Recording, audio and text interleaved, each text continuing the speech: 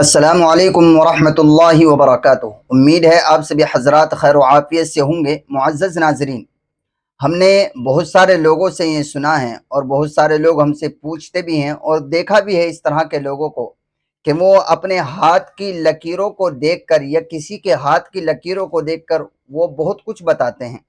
वो ये कहते हैं कि आपकी लकीरें ऐसी हैं, वैसी हैं, तो आपके साथ इतने साल के बाद ऐसा हो जाएगा, आपकी शादी फला जगह होगी, आपकी शादी इस तरह होगी। जी, हाथ की लकीरों को देखकर वो बहुत सारी फाले लेते हैं कि आपको शादी में इतना माल मिलेगा या आप इतने साल में मर जाएंगे। इस तरह की बातें जो है वो लोग करते हैं।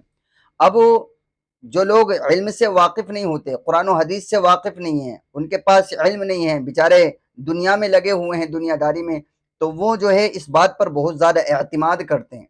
उन्हें इन बातों पर बड़ा यकीन है। लेकिन शरीयत की नज़र में अगर आप किसी भी अहले इल्म से पूछेंगे तो शरीयत की नज़र में इन चीज़ों की कोई हकीकत नहीं है, सब झूठ और बकवासबाजी है। जो लोग हाथों की लकीरें देखकर बताते हैं कि ऐसा हो जाएगा, वो सब बकवासबाजी कर रहे होते हैं। शरीयत में इसकी कोई हकीकत, कोई असलियत नहीं है, इसे अच्छी तरह से समझ लीजिए।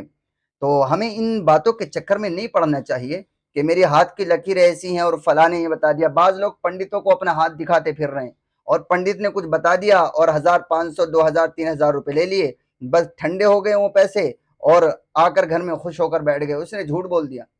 तो अगर हाथों की लकीरों से कोई बात समझ में आ रही होती तो सारे लोग मालदार हो गए होते हैं और सब लोग, किसी को फिर परेशानियां नहीं आती, क्योंकि हाथों की लकीर से देख लिया कि फला साल में इतने दिनों के बाद में मुझे कोई फला परेशानी आ रही है।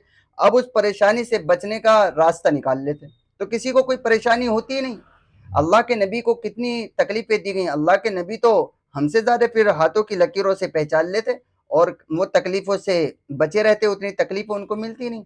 दुनिया में बड़े बड़े अल्लाह वालों को जो तकलीफें दी जा रही हैं, जेल की सलाखों के पीछे पड़े हैं, क्या जरूरत है उन्हें जेल की सलाखों के पीछे जाने की? वो तो हाथों की लकीरों को देखकर और ये पता लगा लेते कि इतने साल के बाद मुझे फला वक्त में जेल होगी और बचे रहते। तो मेरे भाई ये सब बकवासबाजी हैं, पैसे कमाने के धंधे हैं, पैसे कमाने का एक रास्ता ज़रिया है। ये सब वो लोग हैं जो हाथों की लकीरों को देखकर ये फाल निकालते फिरते हैं, आवाम का बेवकूफ़ बनाते हैं, जो खुद कुछ नहीं जानते।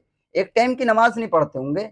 जी, और नमाज़ सूरह फ़ातिहा शऊर से याद नहीं होगी, ढंग से कुछ उनसे कलमा नहीं आता होगा और बतलाते फिर रहे हैं दूसरों की तकदीरों के बारे में। इसलिए इस तरह के लोगों से बचना चाहिए और इस तरह के लोग अगर कहीं मिले तो मुआशरे से इनका बाइकाट करना चाहिए।